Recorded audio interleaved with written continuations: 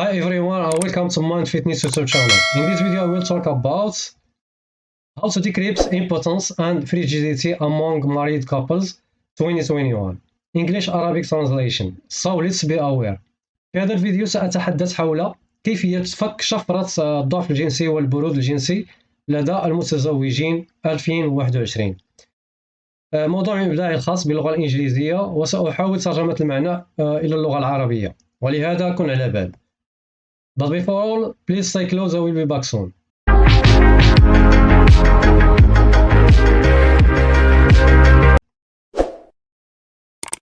This is my blog site entitled rafitnessing.com, in which you will find English and Arabic exclusive blog posts. So let's begin. How to decrypt impotence and frigidity among married couples. Sorry, there happened something in the blog HTML. So the topic appear like that, but please scroll down and you will find the topic. للأسف الشديد خطأ ما في أكواد ال HTML في المدونة، ولهذا يبدو الموضوع على هذا الشكل، لكن ستجدون الموضوع في الأسفل. هذا هو الموضوع. As we say, lazy worker blames the tools. Nowadays, we note the rapid growth of two phenomena that cause a big disturbance for the marital relationships. كما نقول فالعامل الكسول يلوم أدواته. في عصرنا الحالي نلاحظ نمو هائل وخطير لظاهرتين واللتان تشكلان اضطرابا ومشاكل كبيرة في العلاقة الزوجية. The first one is impotence, which is known as erectile dysfunction, and they get it shortened in ED. الظاهرة الأولى وهي الضعف الجنسي أو المعروفة بضعف الانتصاب لدى الرجال. Scientists characterize this by the facts when men can take part in satisfactory sexual intercourse. العلماء يشخصون هذه الظاهرة بعجز الرجل على الحصول على المتعة في العلاقة الحميمية. And the second one is frigidity. When a woman cannot feel sexually excited, when she doesn't like sexual intercourse, when she suffers from deficiency in sexual gratification. الظاهرة الثانية هي البرود الجنسي، أي عندما لا تشعر المرأة بالمتعة في العلاقة الحميمية، عندما لا ترغب المرأة في العلاقة الحميمية، عندما تعاني المرأة من عدم الإشباع في العلاقة الحميمية. They are widely spreading to the point they cause early menopause and more side effects. هذه المشاكل الجنسية انتشرت بشكل كبير لدرجة أنها قد تسبب في ظهور سن اليأس في شكل يعني في وقت مبكر لدى المرأة. هذا بالإضافة إلى مضاعفات جانبية. A simple example is infertility troubles. وأبسط شيء هو اضطراب الخصوبة. But I prefer to label it as delayed reproduction. وأفضل أن أسمي هذا المشكل الذي هو مشكل اضطراب الخصوبة أو العقم إن صح التعبير. أفضل أن أسمي هذا العقم بتأخر الإنجاب. So, are marital conflicts, mood troubles, anxiety, misinterpretation of gender equality, the roots of intimacy disorder. لكن هل يمكن أن تكون المشاكل الزوجية واضطرابات المزاج والاكتئاب وسوء تأويل المساواة بين الجنسين هي الأسباب الرئيسية في اضطراب العلاقة الحميمية؟ Do you think that is easy to miss the best ED cure following the well-structured natural impotence treatment? لكن هل يمكنكم أن تعتقدون بأن يمكن علاج ضعف الانتصاب والبرود الجنسي لدى المرأة بطرق طبيعية وعلاجات طبيعية منتظمة؟ In my opinion, I believe it helps. Try to think about this proverb I have created. More you give, safely you live. في رأيي الخاص فإن هذه الطرق الطبيعية سواء بالمواد أو بالطرق الطبيعية بحسن التعامل أظنها يعني تعطي أكلها، ولهذا أرجو منك أن تفكر في هذا المثل الذي أبدعته شخصيا. كلما أعطيت أكثر كلما عشت بسلام وصحة جيدة. It might be strange but I will explain. قد يبدو هذا غريبا لكن سأوضح. But before all, please stay close. I will be back soon.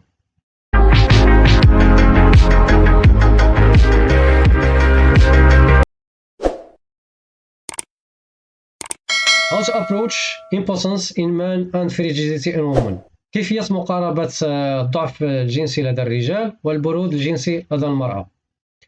Most married couples do not know how to restore intimacy. Most of them depend on the effectiveness of the impotence treatments to save them from dyspareunia ghosts.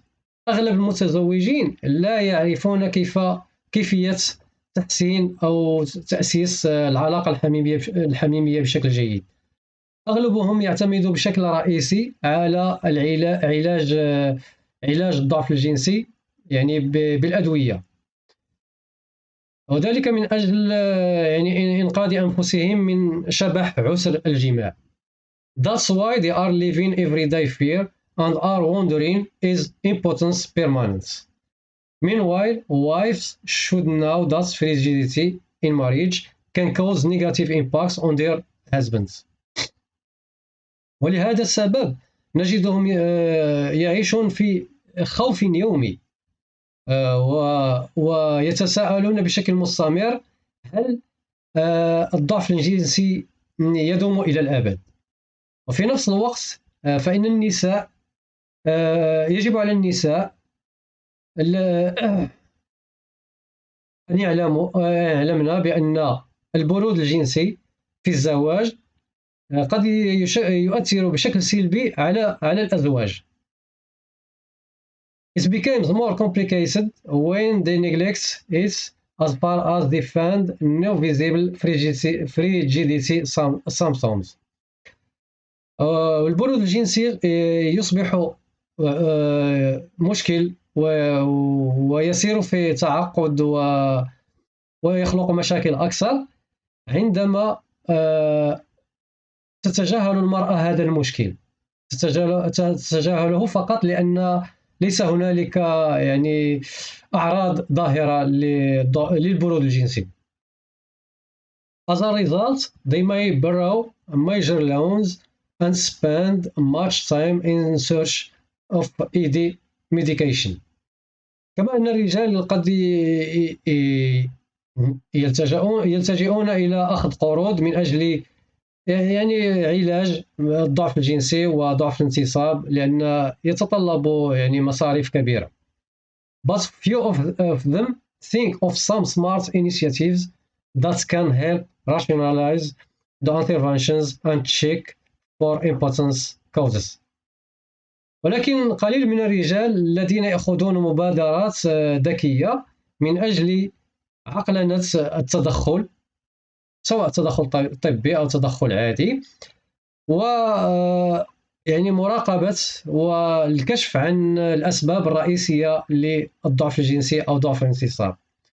Moreover, the secret keyword for having no good results in how is impotence diagnosed.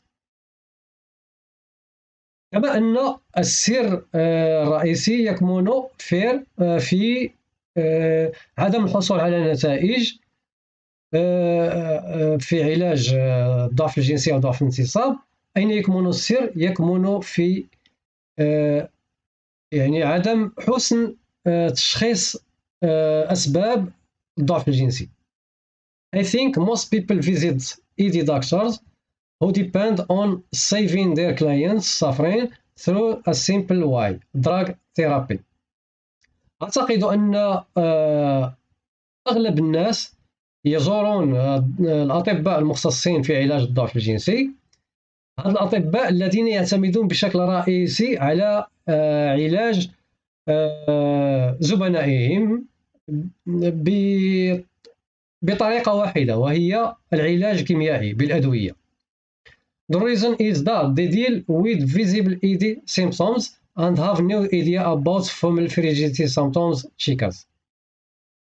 هاد الأطباء السبب الرئيسي الذي يجعلهم يركزون على الأدوية هو أنهم لا يلاحظون يعني أسباب الضعف الجنسي الحقيقية، ولا ليست لديهم أي فكرة. هذا الأطباء ليس لديهم فكرة عن كيفية اكتشاف وتحديد أسباب البرود الجنسي لدى النساء، لأن يمكن للبرود الجنسي لدى النساء أن يؤثر على الرجال، ويمكن للضعف الجنسي لدى الرجال أن يؤثر على النساء. علاقة تأثير متبادلة. However, this technique helps show any probable connection between these two health challenge. لكن يعني طريقة محاولة اكتشاف الأسباب الرئيسية للبرود الجنسي والضعف الجنسي بين الرجل والمرأة، يعني الطريقة الذكية هي أفضل طريقة لمعالجة هذين السببين، هذين الظاهرتين.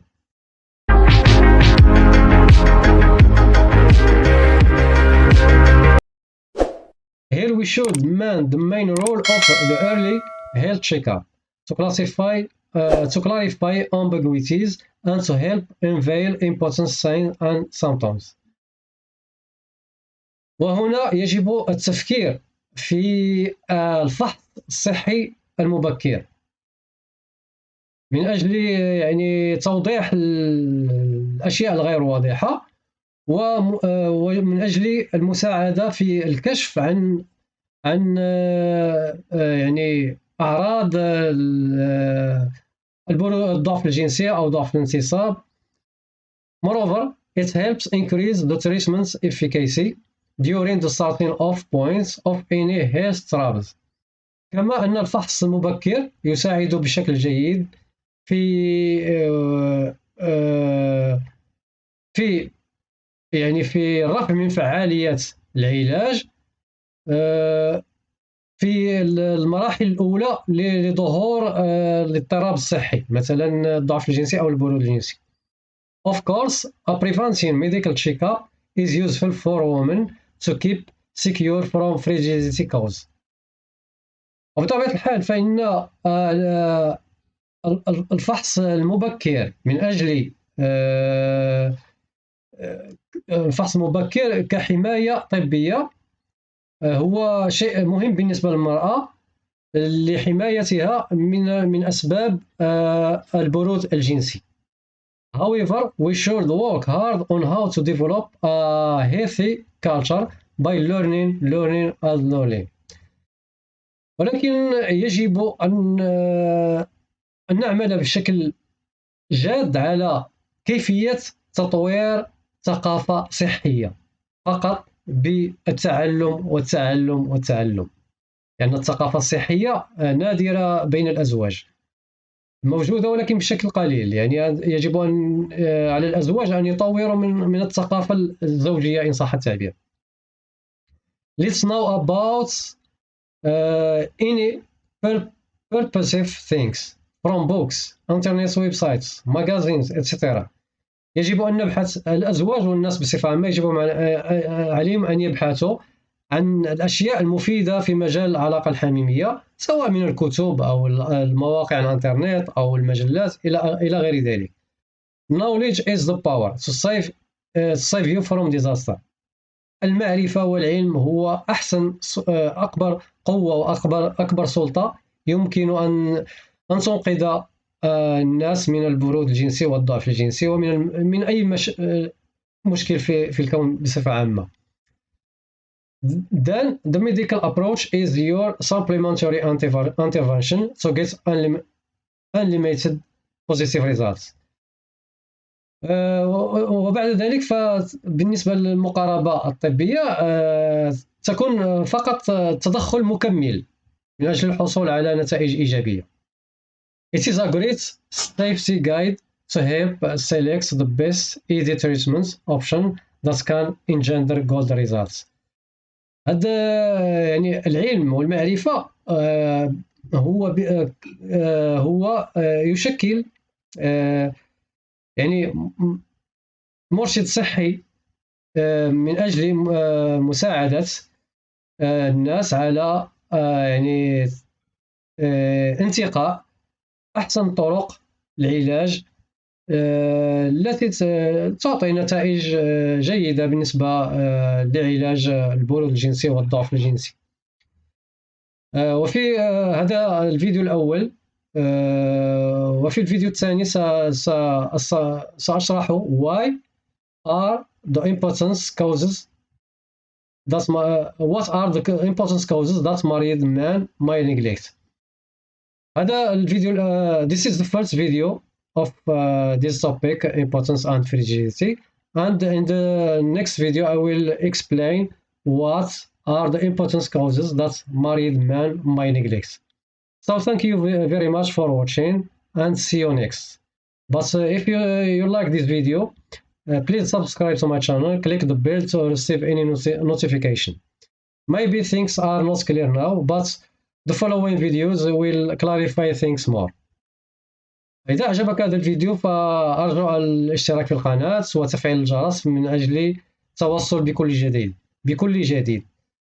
قد تكون الأمور غير واضحة في هذا الفيديو الأول، لكن في الفيديوهات المقبلة سأوضح أكثر وستبدو الأمور جلية أكثر. Thank you very much. شكرا جزيلا لكم على المتابعة، وإلى اللقاء في عمل جديد.